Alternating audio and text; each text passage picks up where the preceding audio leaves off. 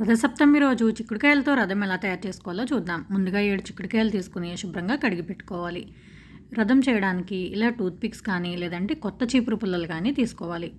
ముందుగా ఇలా 2 చిక్కుడుకాయలని ఒకదానికొకటి గుచ్చాలి. అలాగే ఇంకో 2 చిక్కుడుకాయలతో కూడా చేసిన తర్వాత ఇప్పుడు ఇలా 4 టూత్ పిక్స్ ఈ రెండిటికి 4 వైపులా గుచ్చుకోవాలి.